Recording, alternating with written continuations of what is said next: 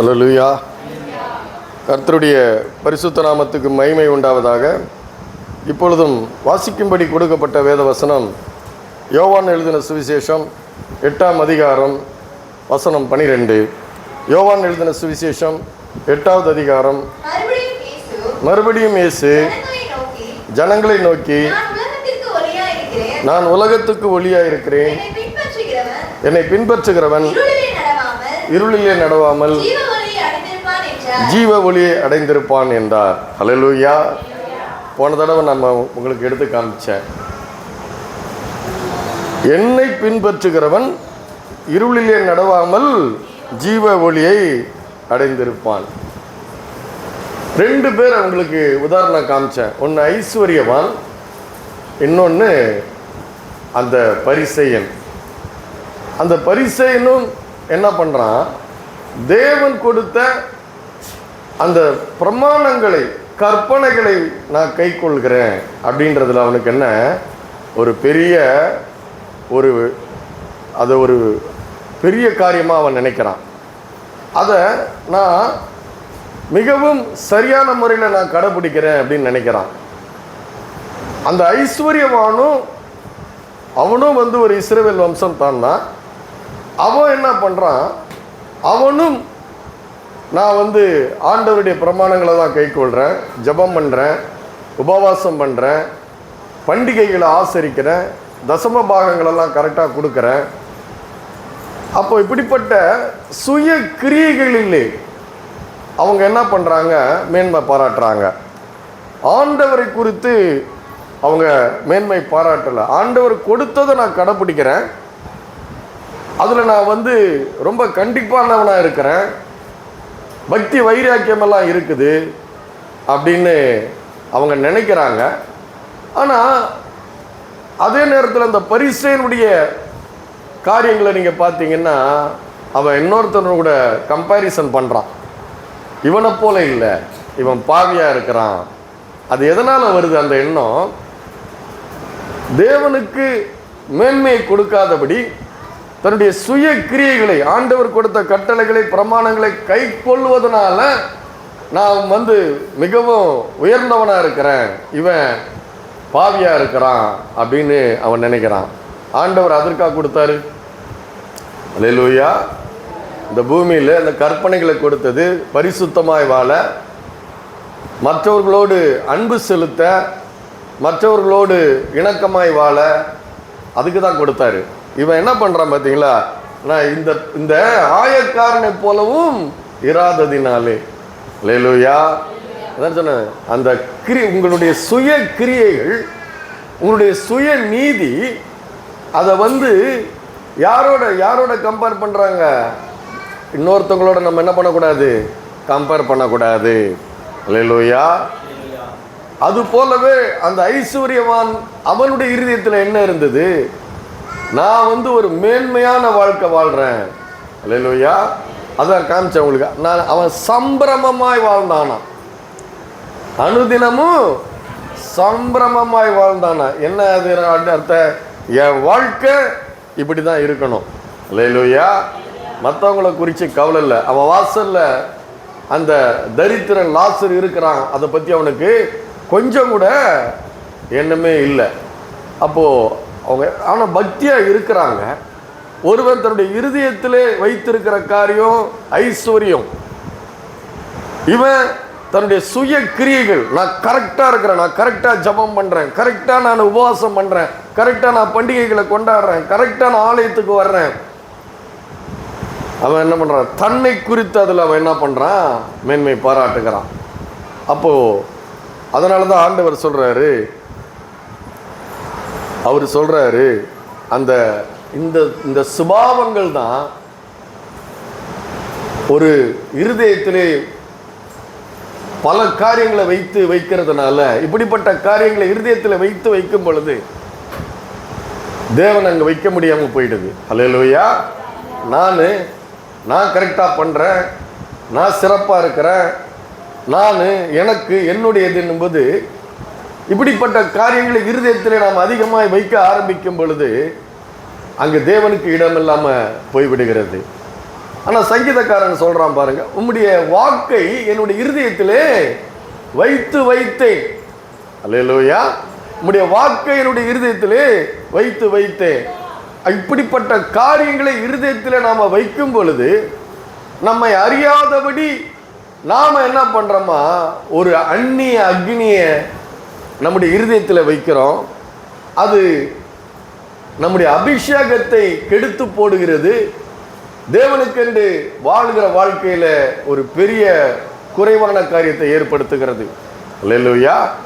இதுதான். ஏன்னா அந்த வசனம் தெரியுது, பைபிள் தெரியுது, நான் கரெக்டாக ஆலயத்துக்கு வர்றேன், ஆனால் அங்கே என்ன இல்லை, ரெண்டு பேருக்கு என்ன இல்லை, அன்பு இல்லை. மற்றவர்களோடு ஒப்பீடு பண்ணி பார்க்குறான். இந்த பரிசையை ஜெபம் பண்ண வர பரிசையை என்ன பண்ணி பார்க்குறான், மற்றவர்களோடு ஒப்பீடு பண்ணுறான்.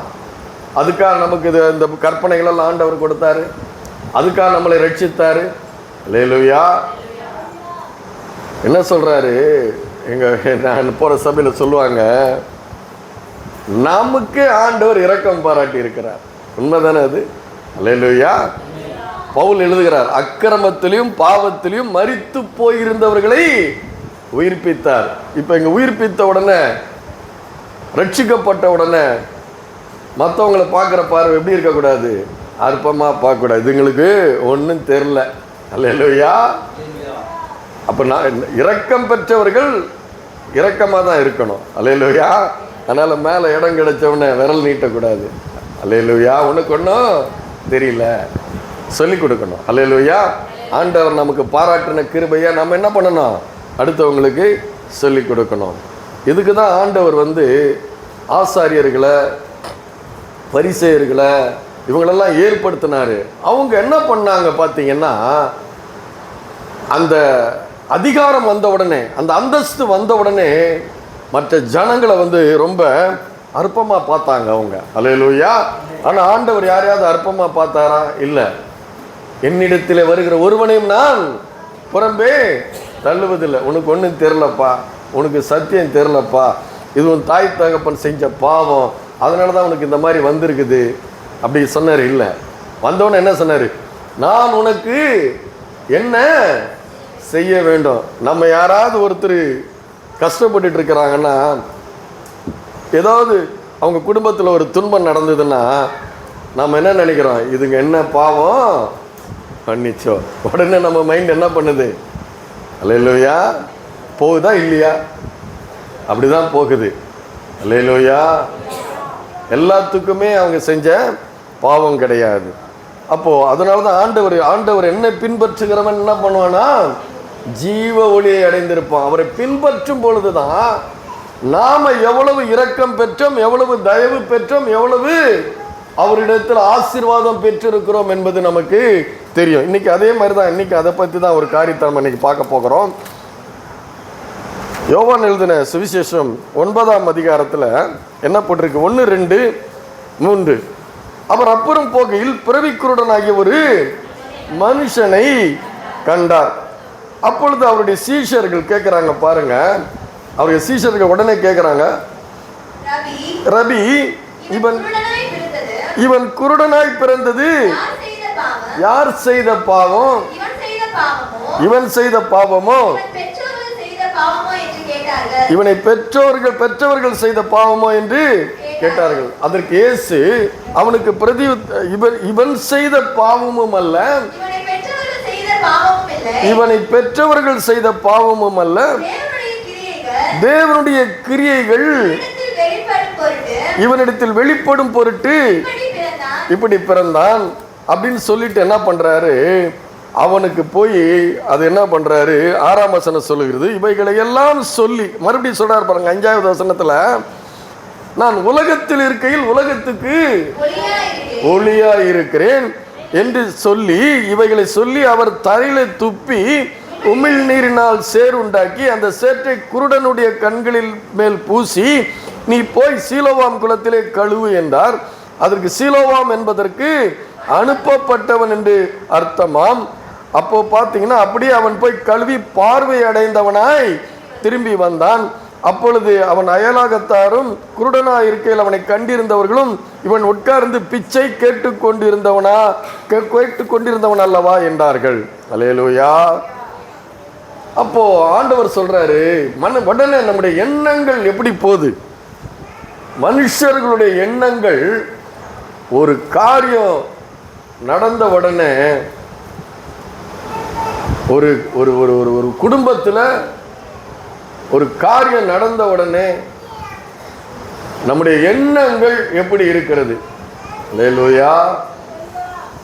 பரிதாபப்படுறதே கிடையாது, விரல் நீட்டிடுறோம்.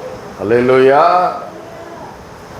ஆனா அப்படி இருக்கக்கூடாதுன்னு ஆண்டவர் சொல்றார். இவன் செய்த பாவமும் அல்ல, இவனுடைய பெற்றோர் செய்த பாவமும் அல்ல, தேவனுடைய கிரிகள் இவனிடத்தில் வெளிப்படும் பொருட்டு அவன் இப்படி பிறந்தான் என்று சொல்றாரு. இதெல்லாம் சொல்லிட்டு ஓய்வு நாளில் என்ன பண்றாரு? அது ஓய்வு நாளில் நடக்குது. இந்த சம்பவம் என்னைக்கு நடக்குது? ஓய்வு நாளில் நடக்குது. 6ஆம் வசனம் என்ன சொல்லுது? இவைகளை சொல்லி அவர் தரையிலே துப்பி உமிழ் நீரினால் சேறு உண்டாக்கி அந்த சேற்றை குருடனுடைய கண்களின் மேல் பூசி. இது ஓய்வு நாளில் நடக்குது. அப்போ இந்த ஓய்வு நாளில் அவர் தரையில துப்புறாரு. துப்பி என்ன பண்றாரு? அந்த மண்ணை என்ன பண்றாரு? அப்படி குலைக்கிறாரு. அப்படிதானே போட்டிருக்கு. அல்லேலூயா. அப்படிதான் போட்டிருக்கு. அந்த உமிழ் நீரினால் சேறு உண்டாக்குறாரு, மண்ணில் துப்புறாரு. துப்பிட்டு அந்த விரல்னால அந்த மண்ணை என்ன பண்றாரு? குழப்புறாரு. குழப்பி சேறு உண்டாகுது. அதை எடுத்து அவனுடைய கண்களில் பூசுறாரு. இதுதான் பண்ணாரு ஆண்டவர்.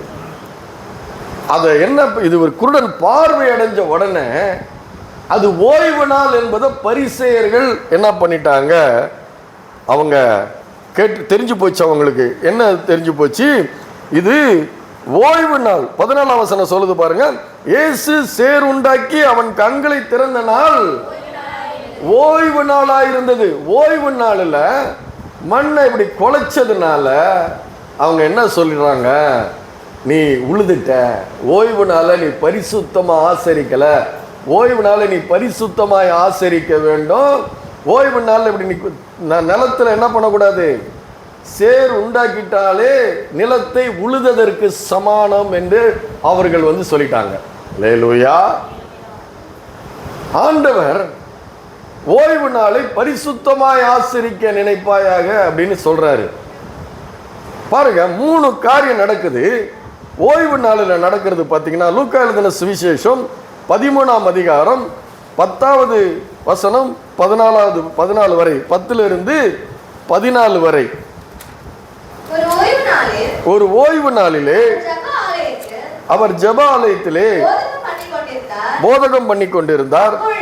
அப்பொழுது 18 வருஷமாய் பலவீனப்படுத்தும் ஆவியை கொண்ட ஒரு ஸ்திரீ அங்கே இருந்தால் அவள் எவ்வளவும்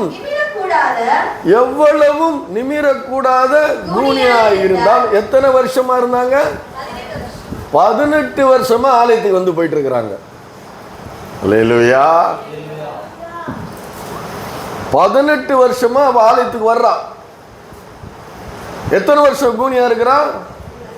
18 வருஷம். இப்படி குனிஞ்சுக்கிட்டே எல்லா வேலையும் நீங்க செஞ்சு பாருங்க, எவ்வளவு முதுகு வலி இருக்கும். அல்லேலூயா. அப்ப பாத்தீங்கன்னா அடுத்த வசனம் சொல்லுறது, இயேசு அவளை கண்டு தம்மிடத்தில் அழைத்து, ஸ்திரீயே உன் பலவீனத்திலிருந்து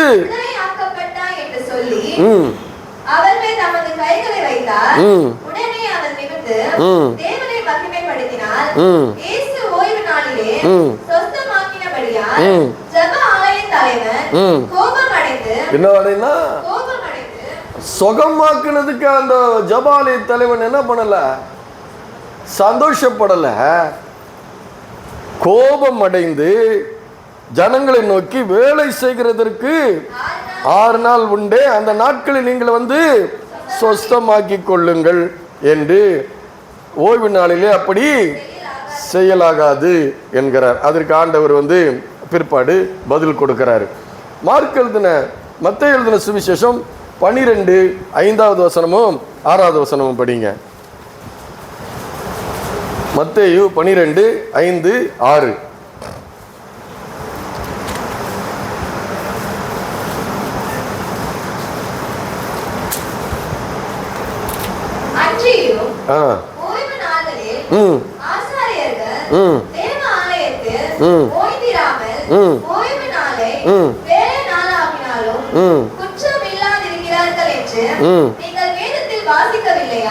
போதும் பாருங்க, அவர் சொல்றாரு, இவங்க வந்து ஜெப ஆலய தலைவன் என்ன பண்றான், ஓய்வு நாளில சொஸ்தமாக்கினத கண்டு கோபம் அடைந்து. அப்ப பாருங்க அவர் சொல்றாரு, அதனாலதான் ஆண்டவர் சொல்றாரு, அன்றியும் ஓய்வு நாட்களிலே ஆசாரியர்கள் தேவாலயத்தில் ஓய்ந்திராமல் ஓய்வு நாளை வேலை நாளாக்கி இருக்கிறார்கள். இப்ப நாங்க என்ன பண்ணிட்டு இருக்கிறோம், ஏதோ ஒரு வேலை பார்த்துட்டு இருக்கிறோம். அல்லேலூயா, இது ஒரு வேலை. அப்ப அதுதான் சொல்றாரு, ஓய்வு நாளை மற்றவங்க எல்லாம் கடைபிடிக்கணும், நீங்க கடைபிடிக்கலையே அப்படின்னு ஆண்டவர் அங்க கேட்கிறாரு. அதுக்கப்புறம் பாத்தீங்கன்னா மார்க் 3ஆம் அதிகாரத்துல பாத்தீங்கன்னா அந்த சூம்பின கையுடையவனை பார்த்து என்ன பண்றாங்க பாருங்க. மார்க் 3ஆம் அதிகாரம்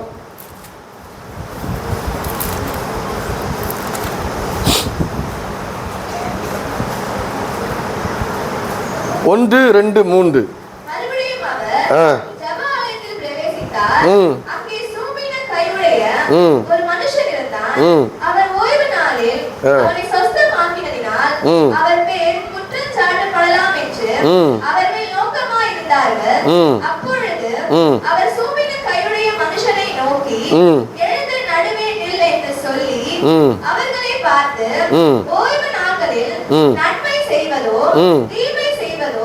ஜீவனை காப்பதோ அழிப்பதோ நியாயம் என்றார். அதற்கு அவர்கள் பேசாமல் இருந்தார்கள். அவர்களுடைய இருதய கடினத்தின் நிமித்தம் அவர் விசனப்பட்டு கோபத்துடனே சுற்றிலும் இருந்தவர்களை பார்த்து அந்த மனுஷனை நோக்கி உன் கையை நீட்டு என்றார். அவன் நீட்டினான். அவன் கை மறு கையை போல சொஸ்தமாயிற்று. உடனே பரிசேயர் புறப்பட்டு போய் அவரை கொலை செய்யும்படி அவருக்கு விரோதமாய் ஏரோதுடனே கூட ஆலோசனை பண்ணினார்கள். பாருங்க, ஓய்வு நாளில அவர் சொல்றாரு, நன்மை செய்வதோ தீமை செய்வதோ ஜீவனை காப்பதோ அழிப்பதோ எது நியாயம். அவர் ஓய்வு நாளில் சொஸ்தமாக்குனதுனால அவர் மேல் அவர்கள் கோபம் அடைகிறார்கள். அவருடைய இருதய கடினத்தை அவர் பார்க்கிறாரு. பார்த்துட்டு அவனை சொஸ்தமாக்குகிறாரு. உடனே பரிசேயர் புறப்பட்டு போய் அவரை கொலை செய்யும்படி. இதனுடைய அடித்தளத்தில் என்ன இருக்குது அப்படின்னு நீங்க யோசனை பண்ணீங்கன்னா, இதனுடைய அடித்தளத்தில் அவருடைய இருதயத்தில் என்ன இருக்குது, அவங்க இப்படிப்பட்ட அற்புதங்களை ஆசாரியர்கள் இருக்கிறாங்க, பரிசேயர்கள் இருக்கிறாங்க, ஜெபாலய தலைவர்கள் இருக்கிறாங்க, வேதபாரர்கள் இருக்கிறாங்க. இப்படிப்பட்ட தேவனுடைய காரியங்களை செய்கிற அவருடைய இருதயத்தில் அந்த அதிகாரமுடையவர்களாகவும் அந்தஸ்து உடையவர்களாகவும் அப்படிப்பட்ட ஒரு வாழ்க்கை வாழ்ந்து கொண்டு இருக்கிற அவர்களிடத்திலே இப்படிப்பட்ட அற்புதங்களையோ அடையாளங்களையோ செய்யக்கூடிய ஒரு வல்லமை ஒண்ணுமே இல்லை. அல்லேலூயா, ஒன்றும் இல்லை. ஏன் அதெல்லாம் இல்லைன்னு பார்த்தீங்கன்னா, நாங்கள் தேவனுடைய ஊழியக்காரர்கின்ற அப்படிப்பட்ட ஒரு மேன்மையான எண்ணம் இருந்ததே ஒழிய, தேவன் அந்த ஊழியர்களை எதற்காக நியமித்தார் என்கிற ஒரு அடிப்படை கூட என்ன இல்லை. அது இல்லாததுனால இவருடைய அற்புதங்களையும் அடையாளங்களையும் அவங்க பார்த்துட்டு, அவர் பின்னாடி ஜனங்க போகிறத பார்த்துட்டு அவங்களால தாங்க முடியாம போயிடுச்சு. அல்லேலூயா, அவருடைய இருதயம் பொறாமையினாலே அது நிரம்பின ஒரு இருதயமாக இருந்தது. ஆண்டவர் சொல்றாரு, ஓய்வு நாளை எப்படி நீ ஆசரிக்கணுமா? ஏசாயா தீர்க்க தரிசன புஸ்தகம் 58வது அதிகாரம் 13வது வசனம் எப்படி சொல்லுது பாருங்க. ஓய்வு நாளை எப்படி ஆசரிக்க வேண்டும் என்று அவர் சொல்லி கொடுக்கிறார் பாருங்க.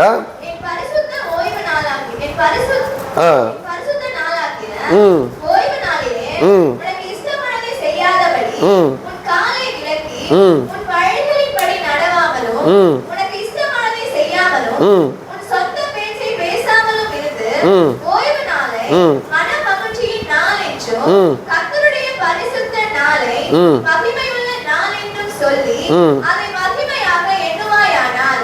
பாருங்க, அது மகிமை உள்ள நாள். அல்லேலூயா. அது என்ன நாள்? மகிமை உள்ள நாள். அப்ப என்ன பண்ணணும்? தேவனுடைய மகிமை வெளிப்படுகிறது ஓய்வு நாளில். ஒவ்வொருவருடைய இருதயமும் மகிழக்கூடிய அளவுக்கு வார்த்தைகளை பிரசங்கம் பண்ண வேண்டும். அல்லேலூயா. இப்ப அவன் விடுதலை, அந்த குருடன் விடுதலை ஆகிறான், பார்வை அடைகிறான். அந்த சூம்பின கை நேராகிறது. எவ்வளவும் நிமிரக்கூடாத அந்த கூனி நிமிருகிறாள், விடுதலை அடைகிறாள். அவர் சொல்றாரு சாத்தான் 18 வருடமாய் கட்டி வைத்த ஆபிரகாமுடைய குமாரத்தி அப்படின்னு சொல்றாரு. அப்ப என்ன அர்த்தம்? ஆபிரகாமுடைய குமாரத்தி இப்படி இருக்கலாமா? கட்டப்பட்டு இருக்கலாமா? சாத்தானால கட்டப்பட்டு இருக்கலாமா? பிசாசால கட்டப்பட்டு இருக்கலாமா? அவள் விடுதலையாக வேண்டும் என்று ஓய்வு நாளை மகிமைப்படுத்துகிறார். அல்லேலூயா. இவர் தான் ஓய்வு நாள் என்ன பண்றாரு?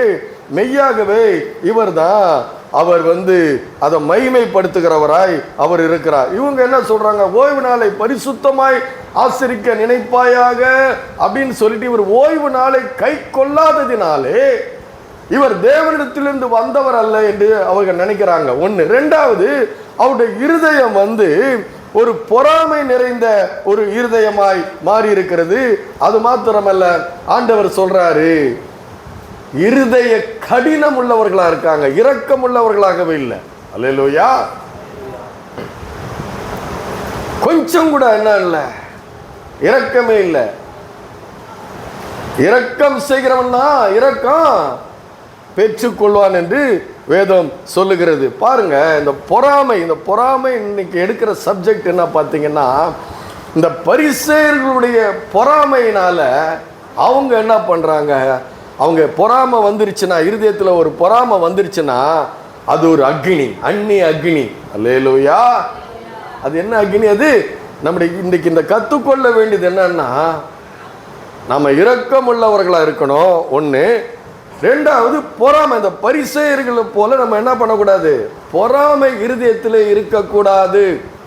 இவங்க பொறாமைனால தான் நிறைந்து வேதம் சொல்லுகிறது. பார்த்தீங்கன்னா அப்போஸ்தலர் 5:17 பார்த்தீங்கன்னா, தேவனுடைய இயேசுவுடைய சீஷர்கள் அற்புதங்களை செய்கிறார்கள். அப்போ அங்க இருக்கிற பரிசேயர்கள் பொறாமையினாலே நிறைந்து என்று சொல்லப்பட்டிருக்கிறது. அல்லேலூயா. 5:17 எடுங்க. 5:17 பாருங்க. அப்பொழுது பிரதான ஆசாரியனும் அவனுடைய இருந்த சதுசேய சமயத்தார் அனைவரும் பொறாமையினாலே நிறைந்து. ஏன் நிறைந்து? அங்க பார்த்தீங்கன்னா அப்போஸ்தலர்கள் நடந்து போகிறாங்க. திரளான புருஷர்களும் ஸ்திரீகளும் விசுவாசம் உள்ளவர்களை கர்த்தரிடத்தில் அதிகமாய் சேர்க்கப்பட்டார்கள். பிணியாளிகளை படுக்கையில் மேலும் கட்டில் மேலும் கிடத்தி பேதுரு நடந்து போகையில் அவனுடைய நிழலாகிலும் அவர்கள் சிலர் மேல் படும்படிக்கு அவனை வெளியிலே வீதிகளிலே கொண்டு வந்து வைத்தார்கள். சுற்று பட்டணங்களிலும் திரளான ஜனங்கள் பிணியாளிகளையும் அசுத்தாவிகளால் பாதிக்கப்பட்டவர்களையும் எருசலேமுக்கு கொண்டு வந்தார்கள். அவர்கள் எல்லாரும் குணமாக்கப்பட்டார்கள். இந்த குணமாக்கப்பட்டதுனால இந்த ஆசாரியர்களும் பரிசேயர்களும் பொறாமைனாலே நிறைந்தவர்களா இருக்கிறாங்க. அதுதான் நம்ம வாசிச்ச யோவான் எழுதின சுவிசேஷத்துல 9ஆம் அதிகாரத்தில் வாசிச்ச அந்த பிறவி குருடனுடைய பார்வையை சுகமாக்கினத ஆண்டவர் ஓய்வு நாளில் சுகமாக்கினதுனால அவர்கள் பொறாமையினாலே அவர்கள் இணைந்தார்கள். அல்லேலூயா. ஆனா அதே பரிசேயர்கள் ஓய்வு நாள விருத்த சேதனம் பண்றாங்க. அதான் ஆண்டவர் கேட்கிறாரு, நீ ஓய்வு நாள நீ விருத்த சேதனம் பண்ணுனா நீ ஓய்வு நாள நீ வேலை நாள் ஆக்கிறியா இல்லையா கேட்கிறாரு. அல்லேலூயா. கேட்கிறாரு. அவங்க பதில் சொல்ல முடியல. ஏன்னா காரணம் அதுவும் இல்லை, இயேசுவானவர் பின்னாடி திரளான ஜனங்கள் நடந்து சென்று அவருடைய அற்புதங்களையும் அதிசயங்களையும் செய்கிறதுனால அவங்க என்ன பண்றாங்க? பொறாமைனால நிறைந்து அவரை கொலை செய்யும்படி அவரை தேடுகிறார்கள். அல்லேலூயா. அவங்க ஏற்றுக்கொள்ள முடியல, அவருடைய அற்புதங்களை பார்க்க முடியல, அவருடைய அதிசயங்களை பார்க்க முடியல, அவருடைய வல்லமையை பார்க்க முடியல. ஏன் பார்க்க முடியல? பொறாமை இருதயத்திலே வந்து விடுகிறதுனால. அல்லேலூயா. பொறாமை என்பது ஒரு பயங்கரமான ஒரு காரியம். அல்லேலூயா. கிறிஸ்தவர்களாகிய நம்முடைய இருதயத்தில் பொறாமை இருந்ததுன்னா தேவனுடைய அபிஷேகம் நம்மை விட்டு போய்விடும். அல்லேலூயா. நமக்கு கொடுக்கப்பட்டிருக்கிற அபிஷேகம் நம்முடைய இருதயத்தில் பொறாமைன்னு ஒன்று இருந்துச்சுன்னா மற்றவங்களை பார்த்து எந்த ஒரு காரியத்திலையும் நாம் பொறாமை உள்ளவர்களாக அவருடைய மேன்மையான வாழ்க்கை குறித்தோ அவருடைய மேன்மையான செய்கைகளை குறித்தோ எதை குறித்தோ நம்முடைய இருதயத்திலே பொறாமை என்ற ஒரு அந்நிய அக்னி எரிந்திருந்தா அது தேவனுக்கு பிரியமானதல்ல. அல்லேலூயா. பாருங்க, இந்த பொறாமை இருந்ததுனால பல ஏற்பாட்டில் ஆதியிலே பாருங்க, அங்கீகரிக்கப்பட்டான் ஆபேல். உண்டா இல்லையா? ஆபேல் அங்கீகரிக்கப்படுகிறான். அவனுடைய காணிக்கையை தேவன் அங்கீகரித்தார். ஆனா அதை ஏற்றுக்கொள்ள முடியாத காயினுடைய காணிக்கை அங்கீகரிக்கப்படாததுனால அவன் எழும்பி என்ன பண்றான்? கொலை செய்கிறான். அல்லேலூயா. பொறாமை எப்படி ஒரு மனுஷனை மாத்துது? ஒரு கொலை செய்கிறவனாய் அவனை மாற்றுகிறது அந்த அந்நிய அக்னி, அந்த பிசாசு. பொறாமை யாருடைய சுபாவம்? பிசாசுனுடைய சுபாவம்.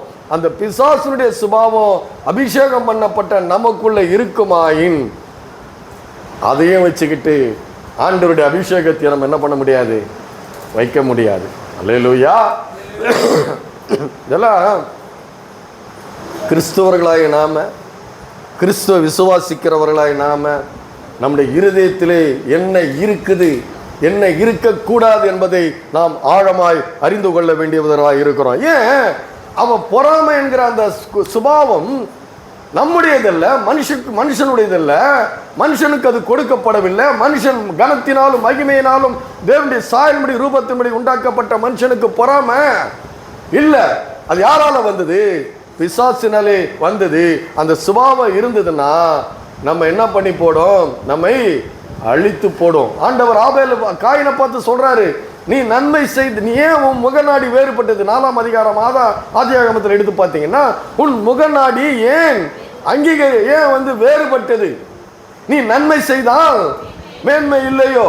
நீ நன்மை செய்யாதிருந்தால் பாவம் உன் வீட்டு வாசற்படியிலே படுத்திருக்கும், தீமையின் அதிபதி அவன். அல்லேலூயா. அந்த பொறாமை இருதயத்தில் வந்துருச்சுன்னா அவன் யாருடைய அதிபதி? அது யாருடைய அதிபதி? பொறாமை அது தீமையினுடைய அதிபதி. அது அல்லேலூயா. அந்த தீமையினுடைய அதிபதி நம்முடைய இருதயத்திலே வந்து விட்டா நாம யாரையும் பார்க்கவே முடியாது. அல்லேலூயா. நமக்கு வேற எதுவுமே என்ன ஆகாது, மனசுல என்ன ஆகாது? பொறாமை வந்துருச்சுன்னா என்ன ஆகாது? எதுவுமே நம்முடைய சிந்தனைகள் எல்லாம் என்ன ஆயிடாது? ஒரு தாறுமாறா மாறி போயிடும். வாழ்க்கையே என்ன ஆயிடுது? மாறி போயிடும். யூதா எழுதின நிருபம் 10வது வசனம் சொல்லுகிறது, அது பொறாமை புத்தி இல்லாத மிருகங்களாக்குகிறதா. அல்லேலூயா. அப்ப மிருகத்துக்கு புத்தி இருக்குது இல்ல? மிருகத்துக்கு புத்தி இல்லாம அந்த மிருகம் வாழ முடியுமா? புத்தி இல்லாத மிருகமாக்குகிறதா. வசனத்தை நீங்க படிச்சு பாருங்க. புத்தி இல்லைன்னு நீங்க நினைக்கிறீங்களா? மிருகத்துக்கு புத்தி இல்லைன்னு நினைக்கிறீங்களா? இருக்குதுங்க. அது ஒரு வேட்டைய எப்படி பதுங்கி பாய்ந்து அதனுடைய வேட்டை பொருளை வேட்டையாடுகிறதுன்னு அதுக்கு புத்தி இல்லாம செய்கிறதா? அது புத்தியோட தான் செய்கிறது. நம்ம வீட்டில் வளர்க்குற நாய் கூட எவ்வளவு அறிவு இருக்குது. ஆனா பொறாமை ஒரு மனுஷனை எப்படி மாத்துறதான்? புத்தி இல்லாத மிருகத்துக்கு ஒப்பானவனாய் பொறாமை மாற்றுகிறது. அல்லேலூயா. எவ்வளவு பயங்கரம் பாருங்க. நம்ம மனுஷனை தேவனுடைய சாயல்படி ரூபத்தின்படி உண்டாக்கப்பட்ட அந்த மனுஷன் பொறாமை வந்துச்சுன்னா என்ன ஆயிடுதா? படிங்க, அந்த யூதா 10 படிங்க. நல்ல சத்தமா படிங்கம்மா.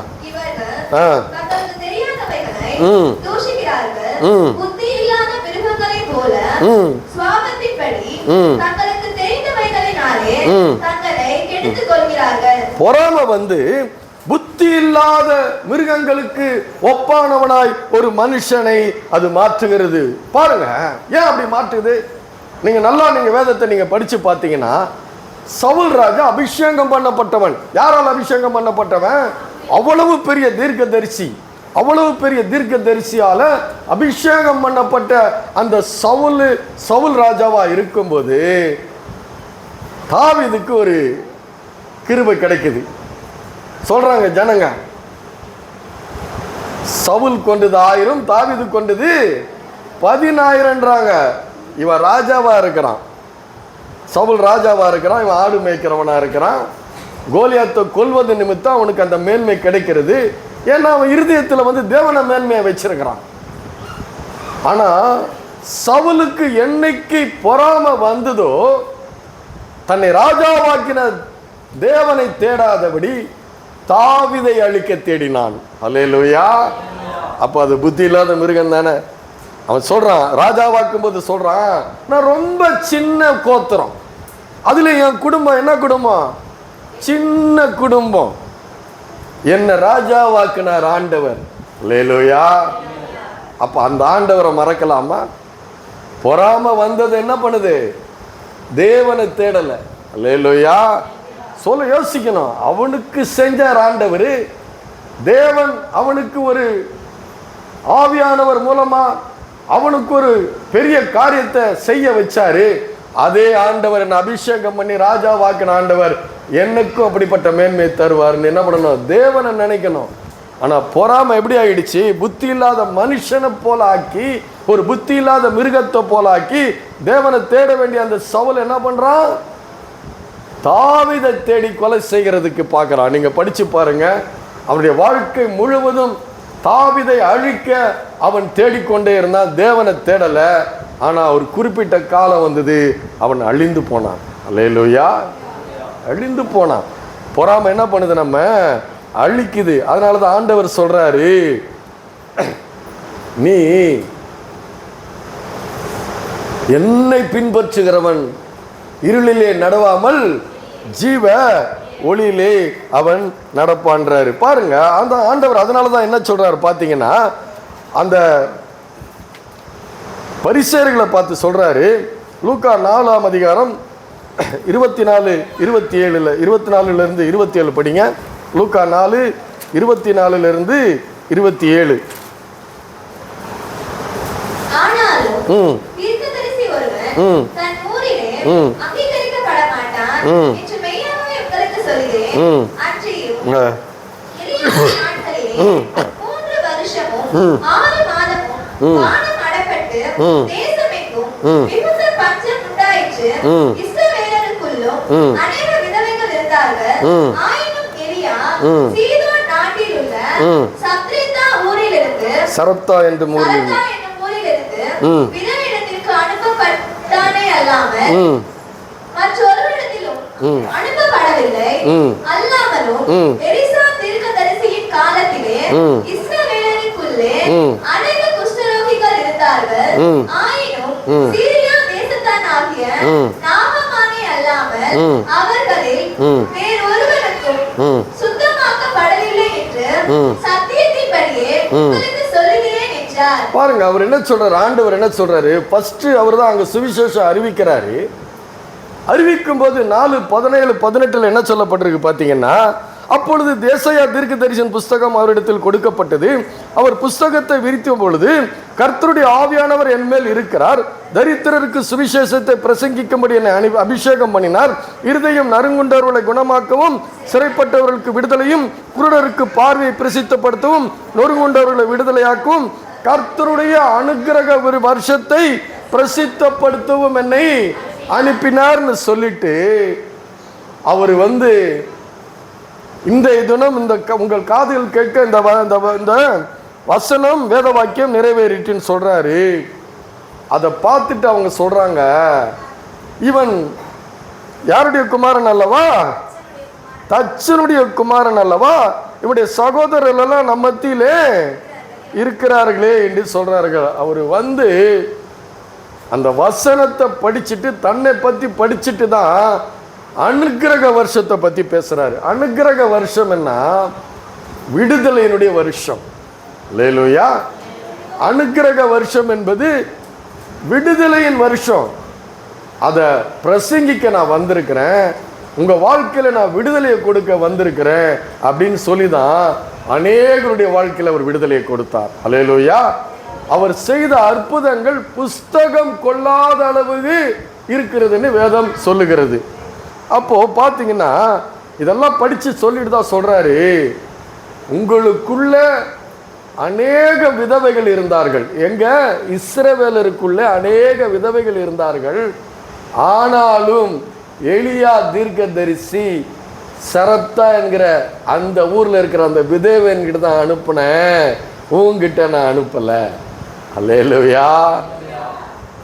தேவனுடைய ஜனங்கள், தேவனுடைய மனுஷனை போஷிக்க தேவன் அங்க அனுப்பல, எலியாவை அங்க அனுப்பல. அது மாத்திரமல்ல, அவர் சொல்றாரு, உங்களுக்குள்ள அநேக குஷ்டரோகிகள் இருந்தார்கள், ஒருத்தர் சுகமாகல.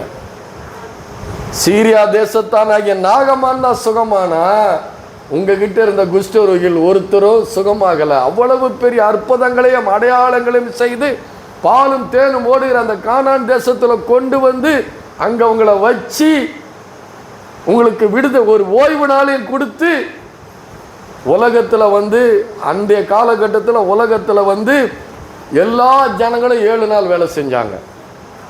எல்லா ஜனங்களும் 7 நாள் வேலை செஞ்சாங்க. இன்னைக்கு 7 நாள், மாசத்துல 31 நாள் வேலை செய்யறவங்களும் இன்னைக்கு இருக்கிறாங்க, ஏன்னா குடும்பத்தை காப்பாத்துறதுக்கு. ஆனா இஸ்ரவேல் ஜனங்களுக்கு சொல்றாரு, 6 நாள் வேலை செய், 7வது நாள எனக்கு கொடு, அந்த நாளுக்கு சேர்த்து நான் உனக்கு தர்றேன். அது உண்மை. அல்லேலூயா. அது உண்மை. ஆண்டவருக்கு நீ ஓய்வு நாளை நீ கொடுத்து அவரை மகிமை நாளென்றும் பரிசுத்த நாளென்றும் நீ விசுவாசிச்சு நீ ஆலயத்துக்கு அவர்கிடத்துல நீ உன்னை ஒப்பு கொடுக்கும் பொழுது, அல்லேலூயா, அந்த ஓய்வு நாளை நீ அனுசரிக்கிறத பார்க்குற தேவன் உன்னை கண்டிப்பாக ஆசீர்வதிக்கிறாரு. இது வரைக்கும் நான் 20 வருஷமா நான் வரேன், ரட்சிக்கப்பட்டு 20 வருஷம் ஆச்சு. அல்லேலூயா.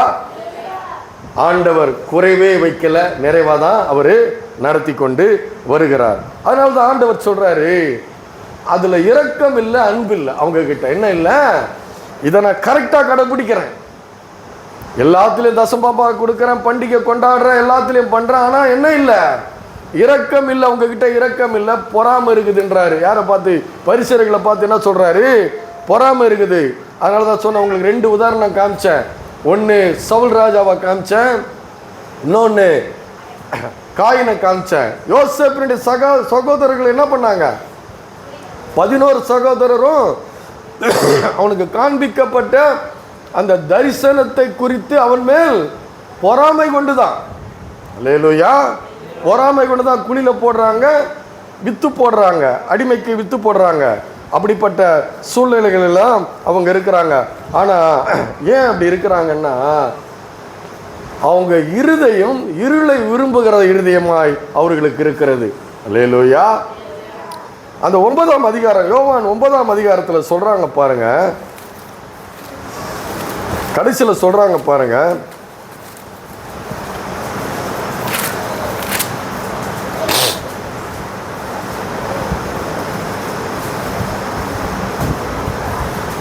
முப்பத்தி 4வது வசனம்,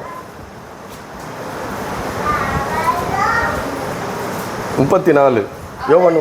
அவர்கள்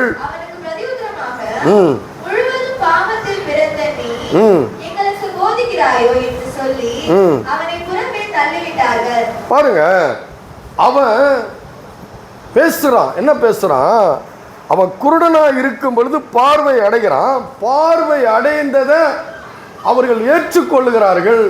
ஆனா இதை இயேசுதான் செய்தாரான்னு கேட்கணும்னு சொல்லி அவன் மறுபடியும் அவரை அந்த குருடனை கேட்கிறாங்க. பார்த்தீங்கன்னா 15வது வசனத்துல பரிசேயர்கிட்ட அவங்க கொண்டு போறாங்க. ஆகையால் பரிசேயரும் அவனை நோக்கி, நீ எப்படி பார்வை அடைந்தால் என்று மறுபடியும் சொல்லு. என்ன சொல்லணுமா? மறுபடியும் கேட்டார்கள். அதற்கு அவர் என் கண்களின் மேல் சேற்றை பூசினார், நான் கழுவினேன், காண்கிறேன் என்றான். அப்பொழுது பரிசேயர் சிலர், மனுஷன் ஓய்வு நாளை கை கொள்ளாததினாலே அவன் தேவனிடத்திலிருந்து வந்தவன் அல்ல என்றார்கள். வேறு சிலர், பாவியாயிருக்கிற மனுஷன் இப்படிப்பட்ட அற்புதங்களை எப்படி செய்வான் என்றார்கள். இவ்விதமாய் அவர்களுக்குள்ளே பிரிவினை உண்டாயிற்று. மறுபடியும் பாருங்க 17ஆம் வசனம். மறுபடியும் அவர்கள் குருடனை நோக்கி, உன் கண்களை திறந்தானே, அவனை குறித்து நீ என்ன சொல்லுகிறாய் என்றார்கள். அதற்கு அவன் தீர்க்கதரிசி என்கிறான். அவன் குருடனாயிருந்து பார்வை அடைந்ததை யூதர்கள் நம்பாமல் பார்வை அடைந்தவனுடைய தாய் தகப்பன்மாரை அழைப்பித்து அவர்களை நோக்கி, உங்கள் குமாரன் குருடனாய் பிறந்தான் என்று சொல்கிறீர்களே, அவன் இவன்தானா? இவனானால் இப்பொழுது இவன் எப்படி பார்வை அடைந்தான் என்றார்கள். தாய் தகப்பன் பிரதியுத்தரமாக, இவன் எங்கள் குமாரன் தான் குருடனாய் பிறந்தான் என்றும் எங்களுக்கு தெரியும். இப்பொழுது இவன் பார்வையடைந்த வகை எங்களுக்கு தெரியாது. இவன் வயதுள்ளவனாயிருக்கிறான், இவனையே கேளுங்கள் என்று இவனே சொல்லுவான் என்றார்கள். அவனுடைய தாய் தகப்பன்மார் யூதர்களுக்கு பயந்ததினால் இப்படி சொன்னார்கள். ஏனெனில் இயேசுவை கிறிஸ்து என்று எவனாவது அறிக்கை பண்ணினால் அவனை ஜபாலயத்துக்கு புறம்பாக்க வேண்டும் என்று யூதர்கள் அதற்கு முன்னே கட்டுப்பாடு செய்திருந்தார்கள். அதனால தான் என்ன பண்ணுறாங்க, மறுபடி அழைக்கிறாங்க. அவன் சொல்கிறான், நான் குருடனாயிருந்தேன், பார்வை அடைந்தேன். அல்லேலூயா. நான் குருடனாயிருந்தேன், பார்வை அடைந்தேன், இது ஒன்றுதான் எனக்கு தெரியும் என்றான். அவர்கள் மறுபடியும் அவனை நோக்கி, உனக்கு என்ன செய்தான், உன் கண்களை எப்படி திறந்தான் என்றார்கள். அதான் நான் சொல்கிறேன் பாருங்க, ஒரு மனுஷன் ஒரு தடவை சொல்லும் போதே அவனுக்கு தெரியணும். இந்த பொறாமை வந்துருச்சுன்னா அவன் எப்படிப்பட்டவனா இருக்கிறான், புத்தி இல்லாத மிருகத்துக்கு ஒப்பானவனாய் மாறி மறுபடி இந்த பரிசேயன் அவ்வளவு பெரிய அதிகாரமுடையவன், அவ்வளவு பெரிய அந்தஸ்து உடையவன். அவன் அந்த குருடனை போட்டு மறுபடி கேட்டு, தாய் தகப்பன் பார மறுபடி கேட்டு இயேசுவை கிறிஸ்து இல்லைன்னு சொல்ல வைக்கிறதுக்கு முயற்சி பண்றாங்க. 27ஆம் வசனத்தில் சொல்றான், அவன் பிரதி உத்தரமாக, முன்னமே உங்களுக்கு சொன்னேன், நீங்கள் கேளாமல் போனீர்கள், மறுபடியும் கேட்க வேண்டியது என்ன? ஒரு குருடன் என்ன படிச்சிருப்பான், குருடனுக்கு என்ன தெரிஞ்சிருக்கும்? ஆனா அந்த குருடன்கிட்ட எப்படி பேச்சு வாங்குறாங்க பாருங்க. நீங்கள் கேளாமல் போனீர்கள், மறுபடியும் கேட்க வேண்டியது என்ன? அவருக்கு சீஷராக உங்களுக்கு மனது உண்டோ? அப்பொழுது அவனை வைது, நீ அவனுடைய சீஷன், நாங்கள் மோசேனுடைய சீஷர்கள் அப்படின்றாங்க. பாருங்க, இது அவருடைய உள்ளத்தில் இருக்கிற இருள். ஏன் அந்த இருள் அவங்களுக்கு இருக்குதுன்னா, அவங்க தேவனுக்குன்னு தான் காரியத்தை செய்கிறாங்க. ஆனா அந்த பக்தி வைராக்கியத்தினால செய்கிறாங்க. ஆனால் அவங்க இருதயத்தில் என்ன இல்லை, தேவன் இல்லை. தங்களுடைய சுய கிரியைகளை மேன்மைப்படுத்துகிறதுனால அங்கே தேவன் இல்லாத அங்கே போயிடுறாரு. அல்லேலூயா. ஏன்னா அவங்க என்ன விரும்புகிறாங்க, தங்களுக்கு அதிகாரத்தை அதிகாரம் தேவனால் கொடுக்கப்பட்ட அதிகாரத்தை விரும்புகிறாங்க, அந்த அந்தஸ்தை விரும்புகிறாங்க. அதை எங்கே இழந்து போய்விடுவோமோ, நம்ம எங்கே அதை இழந்து போய்விடுவோமோ என்று அவர்களுக்கு ஒரு பயம் இருக்குது. அதனால தான் ஆண்டவர் அவர்களை பார்த்து சொல்கிறாரு, மத்தேயு 23:1-7 வரைக்கும் நீங்கள் படித்து பார்த்தீங்கன்னா அவர் சொல்கிறாரு, சந்தை வெளிகளிலே வந்தனங்களை விரும்புகிறீர்கள். நீங்கள் என்ன விரும்புகிறாங்களா? அவங்க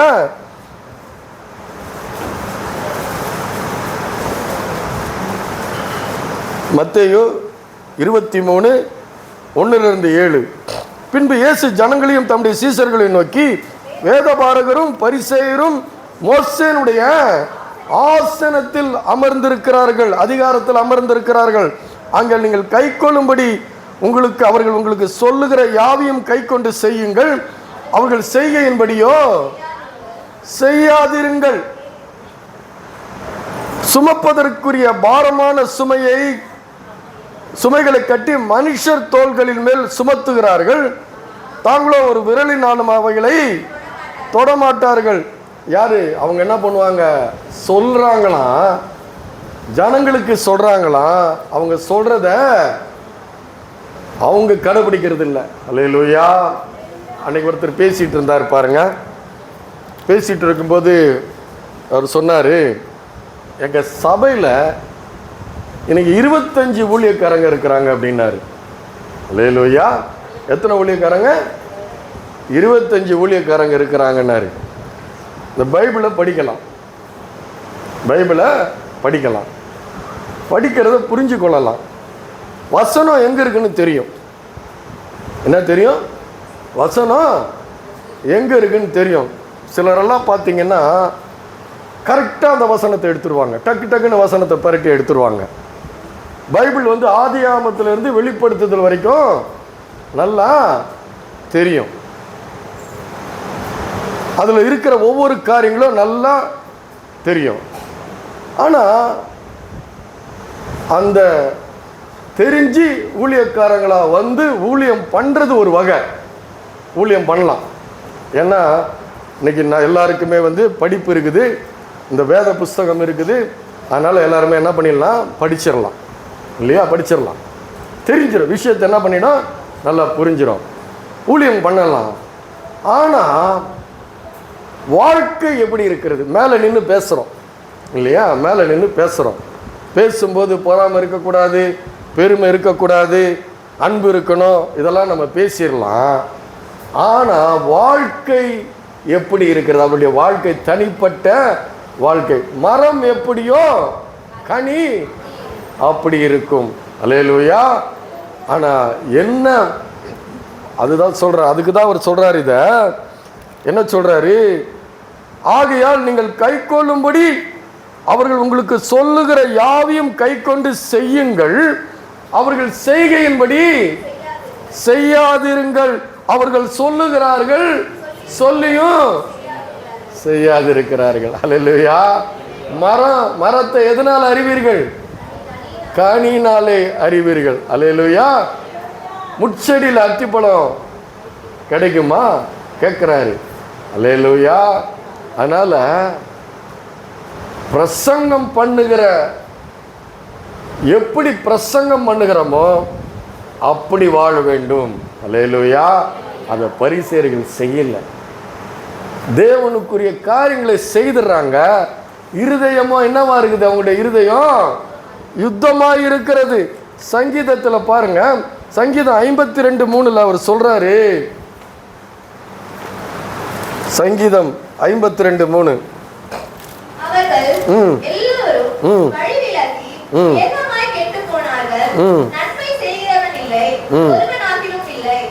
இல்லம்மா, 52:3 நன்மை பார்க்கிலும் தீமையையும் யதார்த்தம் பேசுகிறதை பார்க்கிலும் பொய்யையும் விரும்புகிறாய். அதாவது வாழ்க்கையில் வந்து வெளிப்புறமா, அதான் சொன்ன அன்னைக்கு சொன்னேன், வெளிப்புறத்தை உண்டாக்கினவர் உட்புறத்தையும் உண்டாக்கி இருக்கிறார். அந்த உட்புறத்தை உண்டாக்கினவர் அவர் என்ன பண்ணுவார்? அவரு உட்புறத்தை காண்கிற தேவனாய் அவர் இருக்கிறார். அப்படிப்பட்ட தேவனாய் அவர் இருக்கிறார். அதனால தான் அவர் சொல்றாரு, நீ மனுஷர்கிட்ட என்ன பண்றா? நல்லவனா நீ காட்டலாம், என்கிட்ட வரும்போது நான் இருதயத்தை பார்க்கிறவராய் நான் இருக்கிறேன். அதான் சொல்றாரு. இப்ப 23 சொல்றாரு. என்ன சொல்றாரு? சுமப்பதற்குரிய பாரமான சுமைகளை கட்டி மனுஷர் தோள்களின் மேல் சுமத்துகிறார்கள், தாங்களோ ஒரு விரலினாலும் அவைகளை சொல்லுவாங்க, செய்ய மாட்டாங்க. தங்கள் கிரியைகளை எல்லாம் மனுஷர் காண வேண்டும் என்று செய்கிறார்கள். தங்கள் காப்பு நாகடாக்களை அகலமாக்கி தங்கள் வஸ்திரங்களின் தொங்கலைகளை பெரிதாக்கி விருந்துகளில் முதன்மையான இடங்களையும் ஜப ஆலயங்களில் முதன்மையான ஆசனங்களையும் சந்தை வெளிகளில் வந்தனங்களையும் மனுஷரால் ரபி ரபி என்று அழைக்கப்படுவதையும் விரும்புகிறீர்கள். அல்லேலூயா. அதுக்கு பின்னாடி சொல்றாரு, அந்த பரிசேயர்களை எப்படி அவரு சொல்றாருன்னா, மாயக்காரரே மாயக்காரரே என்று அவர் சொல்லுகிறார். அல்லேலூயா. அது மாத்திரமல்ல, அப்படி இருப்பவங்க விட்டு தான் என்ன பண்றாராம்? பழகுறாங்களாம். அப்படி இருக்கிறவங்கள தான் அவங்களுக்கு என்ன பண்ணுது? அவங்களுக்கு பிடிக்குது. அதனால தான் சொல்றாரு, எப்படின்னா வேத பாரகருடைய கள்ள எழுத்தாணின்றாரு. அந்த காலத்தில் பார்த்தீங்கன்னா பைபிள் கிடையாது. இயேசு வர்றாரு பார்த்தீங்களா? இயேசு வந்து உபதேசம்லாம் பண்ணுறாரு. இயேசு வந்து உபதேசம்லாம் பண்ணும் பொழுது பைபிள் கிடையாது. அப்போ வேத பாரகரும் பரிசேயரும் சொல்கிறத தான் செய்யணும். நீங்கள் ஒன்று பிடிக்காத பண்ணிட்டீங்க. எனக்கு நான் என்ன சொல்ல, ஆண்டவர் இதை சொல்லியிருக்கிறாரு, இது மாதிரி செய்யின்னு. உங்களுக்கு கஷ்டமான ஒன்று கொடுத்துட்டேன்னு வைங்க, இல்லாததை ஒன்று கொடுத்துட்டேன்னு வைங்க, நீங்கள் என்ன பண்ணணும்? அதைத்தான் செஞ்சுன்னு இருப்பீங்க. அதனால தான் சொல்கிறாரு, அவங்க சொல்லுவாங்க, செய்ய மாட்டாங்க. சுமப்பதற்கு பாரமான காரியத்தை உங்களுக்கு என்ன பண்ணுறாங்க? கொடுத்துட்றாங்க. அல்லேலூயா. அதனால தான் சொல்கிறார், வேத பாரகருடைய கல்லை எழுத்தானின்றாரு, இல்லாததை எழுதி கொடுத்துட்றாங்களாம். அல்லேலூயா. எதை எழுதி கொடுத்துட்றாங்க? இல்லாததை எழுதி கொடுத்து போய் சாவு செய்து கஷ்டப்படுத்துகிறாங்க. பார்த்தீங்கன்னா பைபிள் எப்போ வந்ததுன்னு பார்த்தீங்கன்னா 1500ஆவது வருஷத்தில் மார்ட்டின் லூத்தர் என்கிற ரோமன் கத்தோலிக்க பிரசங்கியார், அவருக்கு மேலே நிறையா பிரசங்கியார்கள் இருக்கிறாங்க, தலைமை இருக்கிறாங்க. அவருக்கு கீழே இவர் வேலை செய்கிறாரு. வேலை செய்யும்போது அவங்க பண்ணுற காரியங்களை பார்க்குறாரு. இந்த மாதிரி இவங்க இவ்வளோ கஷ்டப்படுத்துகிறாங்க, இவ்வளோ ஜனங்களை இவ்வளோ பாரப்படுத்துகிறாங்க, தப்பு தப்பாக சொல்லி கொடுக்குறாங்க, சரியானபடி செய்யலை. அதை கற்றுக்கிட்டதுனால தான் அவர் தேவன் மூலமாக ரட்சிக்கப்பட்டு தேவனுடைய வழிகளை கற்றுக்கொண்டு அவங்களுக்கு அங்கிருந்து வெளியில் அவங்களை எதிர்த்தார் அவர். அல்லேலூயா. அப்போ பைபிள் யார்கிட்டையும் கிடையாதுங்க. 1500 வருஷத்துக்கு முன்னாடி 500 வருஷத்துக்கு முன்னாடி பைபிள் யார்கிட்டையுமே கிடையாது. நாங்கள் சொல்கிறதா நீங்கள் நம்பணும். அல்லேலூயா. அவர் என்ன பண்ணார்? ரோமர் 1:16-17 படித்து நல்லா அதை தியானித்ததுக்கப்புறம் மேலே இருக்கிற தலைமை போதர்கள் எல்லாம் எதிர்த்து வெளியில் அப்படி தான் புராட்டஸ்டன்ட் என்ற ஒரு கிறிஸ்தவ சீர்திருத்த இயக்கம் உருவானது. அல்லேலூயா. என்ன பண்ணாராம்? எல்லாருக்கும் பைபிளை பிரிண்ட் பண்ணி எல்லாருக்கும் விநியோகம் பண்ணார். அல்லேலூயா. அப்போதான் என்னாச்சு? சீர்திருத்தம் உண்டானது. மார்ட்டின் லூத்தர் என்கிறவர் உண்டாக்குனது தான் இன்னைக்கு சிஎஸ்ஐ சபைன்னு சொல்கிறேன்ல, புராட்டஸ்டன்ட் சபை. எதிர்த்தவர்கள், இப்படிப்பட்ட மூட நம்பிக்கைகள் எல்லாம் ரோமன் கத்தோலிக்க பாதிரியார்கள் என்ன பண்ணாங்க? ஜனங்க மேலே பாரமானதை கொடுத்துட்டாங்க. அவங்க ஏதாவது ஒன்று பண்ணிட்டா அவங்க பிள்ளைங்களுக்கு ஞானஸ்நானம் கொடுக்க மாட்டாங்களாம். என்ன கொடுக்க மாட்டாங்களா? ஞானஸ்நானம் கொடுக்க மாட்டாங்களாம். ஞானஸ்நானம் கொடுக்கலன்னா அந்த பிள்ளை செத்து போச்சுன்னா எங்கே போவோம்? நரகத்துக்கு போயிடும். அதனால் இவங்க பயந்து அவங்க சொல்கிறபடியெல்லாம் செய்வாங்களாம். அல்லேலூயா. இப்படிப்பட்ட அதான் ஒரு இடத்துல சொல்லுவாங்க, புதிய ஏற்பாட்டில் சொல்கிறாங்க இல்லை பரிசேயர்கள், வேதத்தை அறியாத இந்த ஜனங்கள் சபிக்கப்பட்டவர்கள் சொல்கிறாங்க. ஏன் இல்லை? அவங்கக்கிட்ட பைபிள் இல்லை. அப்போ பைபிள் கிடையாது. ஆசாரியர்கிட்ட இருந்தது, லேவியர்கிட்ட இருந்தது, யாருக்கிட்டையுமே கிடையாது. பார்த்தீங்கன்னா 2 ராஜாக்கள் கடைசியில் பார்த்தீங்கன்னா ஒரு ராஜா, யோசியான்ற ராஜா, ஏசாயா தீர்க்க நியாய பிரமாண சட்ட திட்டத்தை படிக்கிறான். கிடைக்குது அவனுக்கு, அந்த தோல் சுருள் கிடைக்குது. கிடைச்ச தோல் சுருளை படித்ததுக்கப்புறம் இஸ்ரவேலிலும் யூதேயாவிலும் இருக்கிற எல்லாரையும் என்ன பண்ணுறான்? வெட்டி கொண்டு எல்லா மேடைகளையும் ஒன்றும் இல்லாமல் ஆக்கி எல்லாத்தையும் என்ன பண்ணுறான்? அப்படியே தேசத்தையே சுத்தம் பண்ணி அவருடைய மேடைகளில் எல்லாம் பிரேதத்தினுடைய எலும்புகளை போட்டு தீட்டாக்கி அசுத்தமாக்கி அந்த குறி சொல்கிறவங்க எல்லாத்தையும் என்ன பண்ணுறான்? சூனியக்காரர்கள் எல்லாத்தையும் வெளியே அனுப்புகிறான். எதை பார்த்து படிக்கிறான்? அந்த நியாய பிரமாணத்தில் எழுதியிருக்கிற அந்த இதை படித்ததுக்கப்புறம் தான் அவனுக்கு தெரியுது. அல்லேலூயா. இதை அறியாத பொழுது தான் இந்த பரிசேயர்கள் இந்த ஜனங்களை கஷ்டப்படுத்துகிறாங்க, பாரப்படுத்துகிறாங்க. அவங்க அதுதான் சொல்றாரு பாருங்க, எப்படி சொல்றாரு பாருங்க, சுமப்பதற்கரிய பாரமான சுமைகளை கட்டி தோள்கள் மேல் சுமத்துகிறார்கள், தாங்களோ ஒரு விரலினாலும் அவைகளை தொடமாட்டார்கள். அல்லேலூயா. அப்படி பாரமாக்குனாங்க. நான் கிறிஸ்தவனா மாறினதுக்கு அப்புறம் பார்த்தீங்கன்னா எனக்கு இயல்பிலேயே கொஞ்சம் ஒரு சில காரியங்கள்லாம் என்னுடைய இருதயத்தில் என்னை அறியாமல் எனக்கெல்லாம் சில காரியங்கள் தெரிஞ்சுது. ஆனால் சபைகளில் பார்த்தீங்கன்னா என்ன நடக்குதுன்னு பார்த்தீங்கன்னா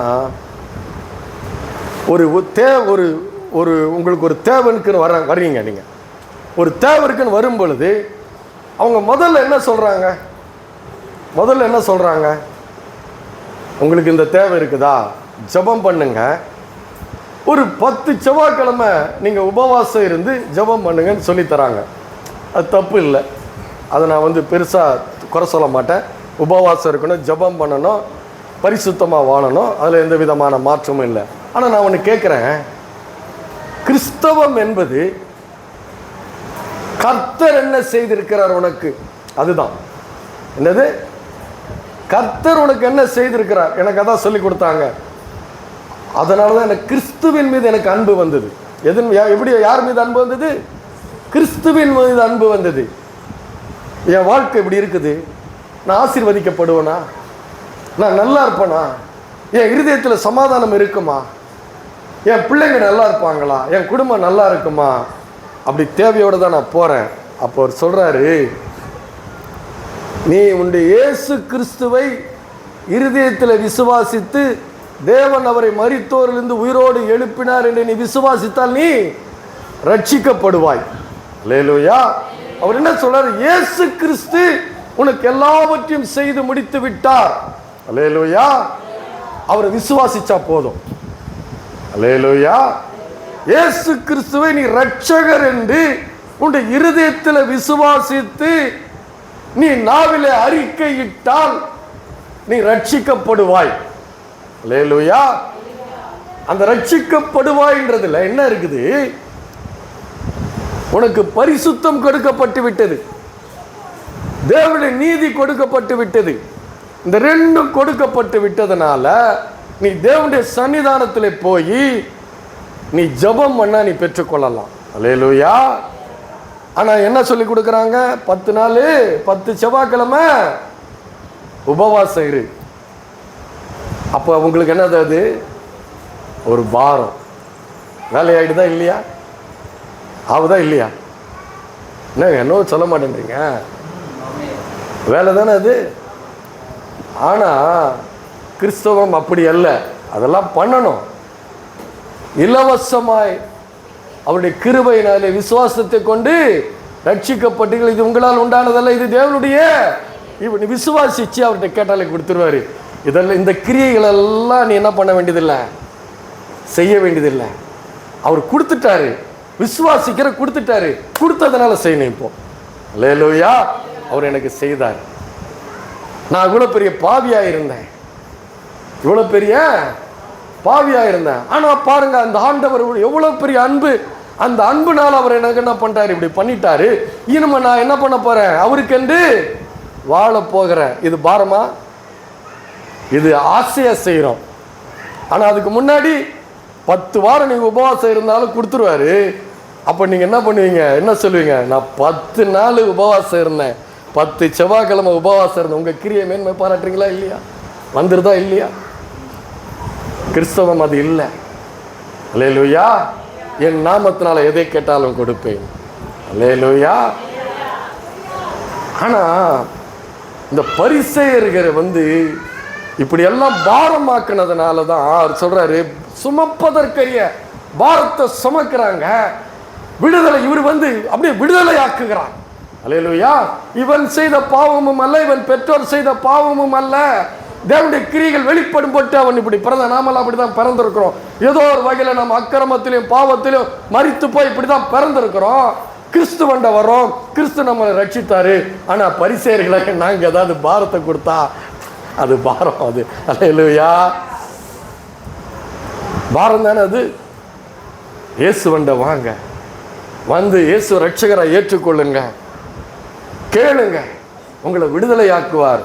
அதுக்கப்புறம் நம்முடைய வாழ்க்கையில நம்ம ஆசைப்பட்டு நம்ம விரும்பி, ஐயோ இந்த ஆண்டவர் நான் இப்படி இருந்தேனே, இந்த ஆண்டவர் என்னை இப்படி ஆசீர்வதிச்சிருக்கிறாரே, இப்படி ரட்சித்திருக்கிறாரே, இப்படி மீட்டு எடுத்திருக்கிறாரே, நான் அவருக்கென்று நான் வாழ்வேன். அல்லேலூயா.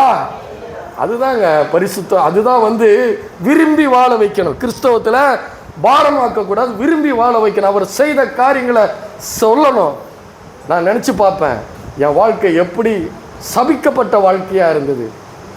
ஆனால் ஆண்டவர்கிட்ட வர்றேன், அப்படியே அது ஆசீர்வதிக்கப்பட்ட வாழ்க்கையா மாற்றினார். அல்லேலூயா. அப்போ அந்த ஆண்டவர் மேல ஆசை வந்து, அந்த ஆண்டவரை விரும்பி, அந்த ஆண்டவரை நேசிச்சு, அந்த ஆண்டவருக்கு நான் என்ன அடிமையா ஒப்பு கொடுத்து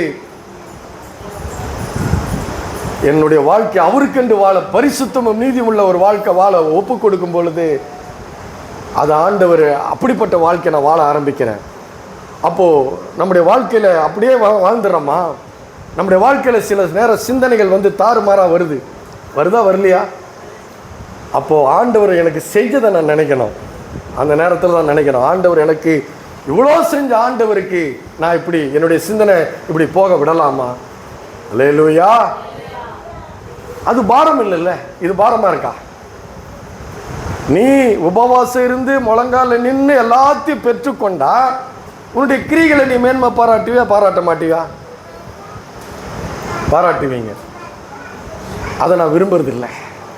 நான் கேட்டாலே கொடுத்துருவாரு எங்கள் அப்பா. அல்லேலூயா. நான் கேட்டாலே கொடுத்துருவாரு.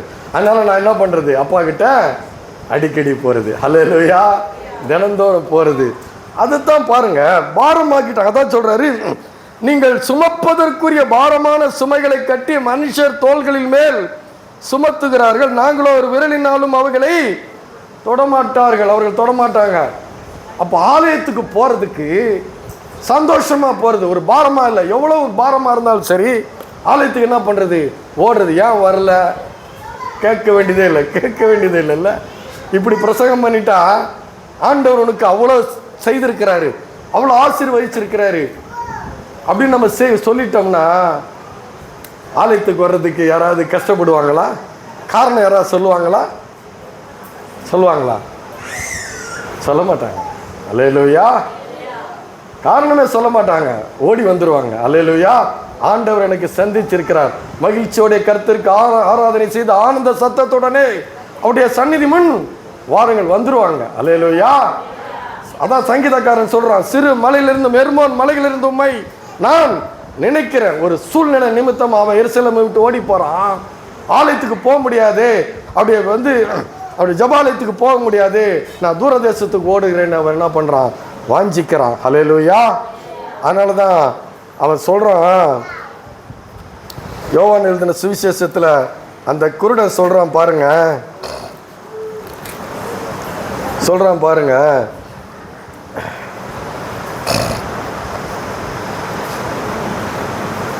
32 சொல்றான் பாருங்க, பிறவி குருடனுடைய அவன் சொல்றான் பாருங்க, 30 படிங்க. அதற்கு அந்த மனுஷன், அவர் என் கண்களை திறந்திருந்தும் அவர் எங்கே இருந்து வந்தவர் என்றும் நீங்கள் அறியாதிருக்கிறது ஆச்சரியமான காரியம்.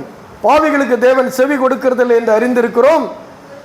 ஒருவன் தேவ பக்தி உள்ளவனாயிருந்து அவருக்கு சித்தமானதை செய்தால் என்ன சொல்றான் பாருங்க, ஒருவன் தேவ பக்தி உள்ளவனாயிருந்து அவருக்கு சித்தமானதை செய்தால் அவனுக்கு செவி கொடுப்பார். பிறவி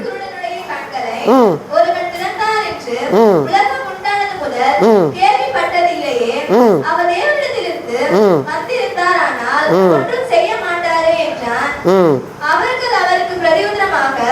முழுவதும் பாவத்தினால் பிறந்த நீ எங்களுக்கு போதிக்கிறாய் என்று சொல்லி அவனை புறம்பே தள்ளிவிட்டார்கள். அவனை அவர்கள் புறம்பே தள்ளிவிட்டதை இயேசு கேள்விப்பட்டு அவனை கண்ட பொழுது, நீ தேவனுடைய குமாரனிடத்தில் விசுவாசமா இருக்கிறாயா என்றார். அதற்கு அவன், ஆண்டவரே, அவனிடத்தில் நான் விசுவாசமா இருக்கும்படிக்கு அவர் யார் என்றான். இயேசு அவனை நோக்கி, நீ அவரை கண்டிருக்கிறாய், உன்னுடனே பேசுகிற அவர்தான் என்றார். இப்போது பாருங்க, அவனுக்கு பார்வை வந்தது. அவன் சொல்றான், உலக தோற்றம் முதல் பிறவி குருடனுடைய கண்களை ஒருவர் திறந்தது உண்டா என்று அவன் கேட்கிறான். அல்லேலூயா. பிறவி குருடனுடைய கண்களை ஒருவன் திறந்தான் என்று உலகம் உண்டானது முதல் கேள்விப்பட்டதே இல்லையே. அவர் தேவனிடத்திலிருந்து வந்தவர் தான். அவன் இருதயத்தில் என்ன பண்றான்? விசுவாசிக்கிறான். அவன் கண்ணு தான் தெரியல, அவனுடைய சிந்தனா சக்தி ரொம்ப அற்புதமாய் இருக்கிறது. அல்லேலூயா. அதனால தான் தேவன் நமக்கு இயேசுவை நமக்கு கொடுத்தார். சொல்ற இல்லையா, சொந்த பவுல் எழுதுகிறார் பாருங்க, எப்படி எழுதுகிறார் பாருங்க. சொந்த குமாரன் என்றும் பாராமல், அந்த வார்த்தையை நீங்க தியானிச்சு பார்த்தீங்கன்னா, சொந்த குமாரன் என்றும் பாராமல் அவரையே தந்தவர் மற்றெல்லாவற்றையும் அருளாதிருப்பது எப்படி பார்த்தீங்கன்னா, அந்த ஒரு வார்த்தை பாராமல் இருக்கிற அந்த வார்த்தையை பார்த்தீங்கன்னா, அப்படியே அந்த வார்த்தையை குறித்து நீங்கள் சிந்தனை பண்ணி பாருங்க. நம்ம ஒருத்தருக்கு ஒன்று கொடுக்குறோம், நம்ம கிட்ட இருக்கிற ஒருத்தரை கொடுக்கும்போது திடீர்னு என்ன பண்ணுவேன், வீட்டில் பழைய பேண்ட்டு பழைய ஷர்ட் இருக்கும், கொஞ்ச நாள் போட்டு என்ன ஆகிடுது, பிடிக்காத போயிடாது. அப்படி இருக்குதா இல்லையா? பிடிக்குது. வேலை செய்கிறவங்க வேலை செய்யும்போது அந்த பெயிண்ட் பட்டால் அதுக்காக பழைய பேண்ட் ஷர்ட்டு கொடுப்பேன். நான் நல்லதெல்லாம் எடுத்து வச்சுருவேன், எனக்கு போட்டு சலிச்சதெல்லாம் எடுத்து வச்சு கொடுப்போம். புதுசு யாரும் கொடுக்க மாட்டாங்கல்ல, அழுக்கில் வேலை செய்கிறவங்களுக்கு. ஆனால் தேவன் நம்ம எல்லாருமே யாருக்காவது ஒன்று கொடுக்குறதா இருந்தால் சிறந்ததை நமக்கு வச்சிடுறோம் இல்லையா? சிறந்ததை வைக்கிறோம். நமக்கு வேண்டான்றது பிடிக்காது எடுத்து கொடுத்துட்றோம். ஆனால் பவுல் எழுதுறாரு பாருங்க, தம்முடைய சொந்த குமாரன் என்றும் பாராமல். அல்லேலூயா. அப்படின்னா என்ன? அவர்கிட்ட இருந்தது பெஸ்ட் அவர் தான், நம்பர் 1 அவர் தான், சிறந்தவர் அவர் தான், அவரே கொடுத்தவர் மற்றெல்லாவற்றையும் அருளாதிருப்பது எப்படி? அல்லேலூயா. அப்போ இந்த ஆண்டவர்கிட்ட வந்து எதை கேட்டாலும் கொடுப்பாரு. அப்போ நம்ம ஏன் மற்றவங்களை பார்த்து பொறாமப்படணும்? அல்லேலூயா. நம்ம ஏன் மற்றவங்களை பார்த்து பொறாமப்படணும்? சொந்த குமாரன் என்றும் அவர் பாராமல் அவரே தந்தவர் மற்றெல்லாவற்றையும் அருளாதிருப்பது எப்படி? எதுக்காக கொடுத்தாரு? நமக்காக கொடுத்தாரு. நாம் எப்படிப்பட்டவளாக இருந்தோம்? பாவிகளாக இருந்தோம், அக்கிரமத்திலையும் பாவத்திலையும் மரித்து போயிருந்தோம். பவுல் சொல்லுகிறாரு, மனதிலே சத்துருவா இருந்தோமா தேவனுக்கு. ஏன் சத்துருவா இருந்தோம்? இந்த கடவுள் நான் இதை விரும்புகிறேன், ஆனால் இது தப்புன்றாரு. அப்போ சத்துருவாகிறாரு. பிள்ளைங்களுக்கு எத்தனை தாய் தகப்ப சத்துருவா இருக்கிறாங்க? வேணான்னு சொன்னோன்னே சத்துருவா இருக்கிறாங்களா இல்லையா? ஏன் அப்பா இப்படி பண்ணுறாரு, ஏன் அம்மா இப்படி பண்ணுறாங்க, உடனே அம்மா அப்பாவை என்ன நினைக்கிறோம்? சத்துருவா தான் நினைக்கிறோமா இல்லையா? நான் நினச்சி தான் வந்திருக்கேன். அல்லேலூயா. சொன்னோன்னே எவ்வளோ கோவம் வருது. அதான் தேவன் தம்முடைய சொந்த குமாரன் என்று பாராமல் அவரே தந்தவர் மற்றெல்லாவற்றையும் அருளாதிருப்பது எப்படி? அப்படின்னா நம்ம யாரையும் பார்க்க தேவையில்ல, சொந்த குமாரனையும் பார்க்கணும், அவரை கொடுத்த தேவனையும் பார்க்கும்போது நம்ம யார் மேலேயும் பொறாமைப்படுறதுக்கு எதுவுமே இல்லை. இந்த பரிசேயர்கள் பொறாமையினால் நிறைந்து, அல்லேலூயா, பொறாமையினால் நிறைந்து, அதனால தான் அவங்க என்ன பண்ணுறாங்க, இயேசுவை கொலை செய்யும்படி செஞ்சாங்க. அவர் ஓய்வு நாளில் சுகமாக்கினதை அதனால தான் அவங்க கோபப்பட்டாங்க. அதனால தான் இந்த சுய கிரியைகளை மேன்மை பாராட்டுற பரிசேயன் நான் சொல்கிறான், நான் இந்த ஆயக்காரனை போல அல்ல, நான் ரொம்ப நல்லவன் அப்படின்னு தேவனுக்கு முன்னால் தன்னுக்கே சர்டிஃபிகேட் தேவனுக்கு கொடுக்குறான். தேவன் இருதயங்களை ஆராய்ந்து இருக்கிறவராக இருக்கிறார். நம்ம நம்முடைய வாழ்க்கையில், கிறிஸ்தவ வாழ்க்கையில் கற்றுக்கொள்ள வேண்டியது என்னென்னா, நம்ம பொறாமை நம்முடைய இருதயத்திலே கிறிஸ்தவர்களாக இருக்கிற நம்ம இடத்துல பொறாமை இருக்கக்கூடாது, பெருமை இருக்கக்கூடாது, மேட்டிமை இருக்கக்கூடாது. அல்லேலூயா. இன்னைக்கு செய்தி கொஞ்சம் கூட அப்படி இப்படி போயிடுச்சுல்ல, ஒரே நேர்கோட்டில் போன மாதிரி இல்லை. அல்லேலூயா. கர்த்தருக்கே மகிமை உண்டாவதாக.